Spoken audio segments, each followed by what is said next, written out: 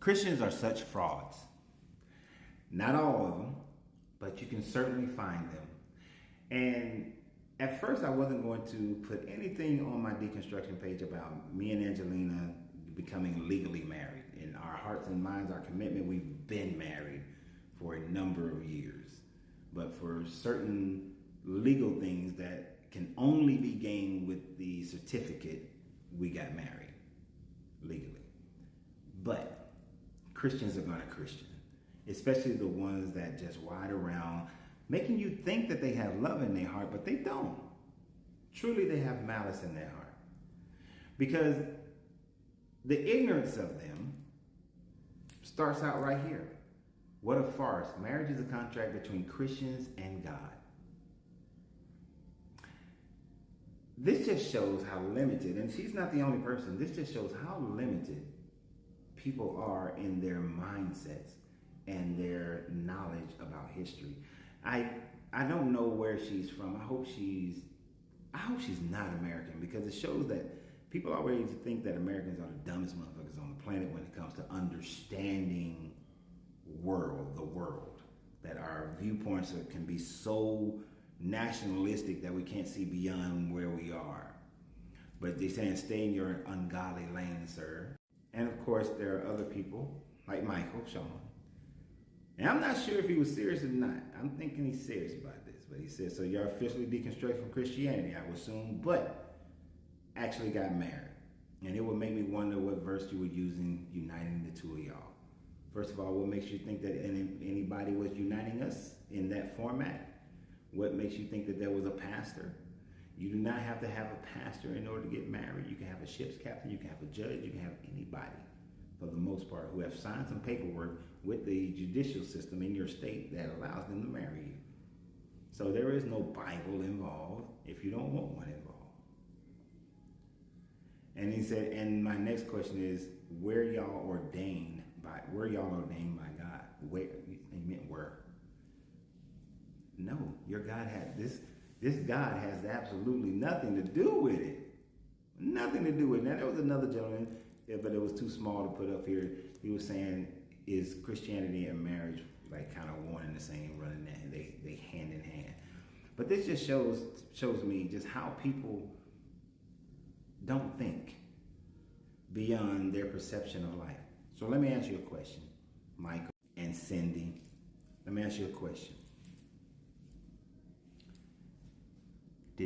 If you meet two people who were born and raised in India, they're both Muslims, they get married, what does that have to do with your Bible? What does that have to do with your God? If they're Brahmin and they get married, what does that have to do with your God? What does that have to do with Christianity? Are you going to nullify their marriage? You meet two people and they're from Japan. They practice Shinto. They get married. Are you invalidating their marriage? You meet two people from Tibet. They're Buddhists. You're going to invalidate their marriage.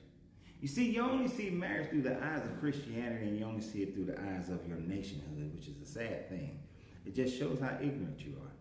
It just shows that you have not grown to be a good human. You are just as fallible as everybody else, but you are worse because you can only see the world through your own lens. Now I want you to go and do some research about marriage. Now, when we talk about the marriage certificate was not wholly used in America until the Great Depression, because it was during that time frame, the Great Depression leading into the World War II, that all Americans began to be taxed on the federal level for their federal income, and therefore the marriage certificate was a way for them to be able to use the deduction of being married. Prior to that, most people didn't go to the courts or the city to get a marriage license. It was just something that was done within their local community. Now, prior to that, it was only done based on rich people, because for the most part, you want to be able to determine who's going to inherit your property. And it's all about financial contracts. And if you actually look at the marriage certificate, it is only concerned about finances. It has nothing to do with the commitment between the two people. Absolutely nothing to do with the commitment. It is all about money. It is all about finances. It is all about the will of the government. So the fact that you would bring this up, I find very interesting that you would connect marriage as a financial contract to your God. But when you look at it, it is a contract between your God. What did he promise Abraham? All these generations, all these wealth. His promise of Abraham is a financial contract for you being faithful to this God. And that's all it is. That's all your religion ever is financial contracts for misguided obedience.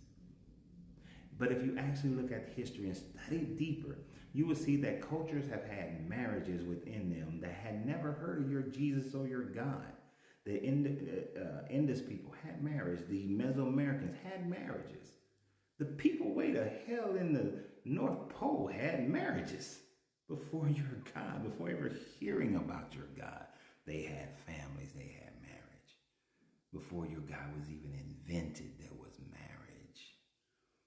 The Sumerians had it, the Akkadians had it, the Chinese had it. All throughout the Mediterranean, they had it. In sub-Saharan Africa, they had it. They had marriage. But you want to think that just your Jesus and your God got marriage because you think the world started 4,600 BCE. Because according to your book, that's when the world was created, which just shows how ignorant you are. Both of you. It just shows it. Because you made assumptions. And what do they say? Every time you make an assumption, you make an ass out of you, but not me. What y'all ordained by God? What verse did you use? Come on, man. Are you that caught up into your religion that you think that a person, if two atheists go to get married on a ship, it's the ship's captain. If two Muslims get married, they use the Quran. You see what I'm saying? You see how your mind is too narrow to think larger than it should? Now, like I said, if this was a joke, my apologies, because I'm not sure about yours. But if you're serious about this, come on, man. I need you to grow up and think up. Grow up and think up. But tell me what you guys think. And always remember, you have to free yourself to be yourself because your greatness is non-negotiable. Good journey, good vibration.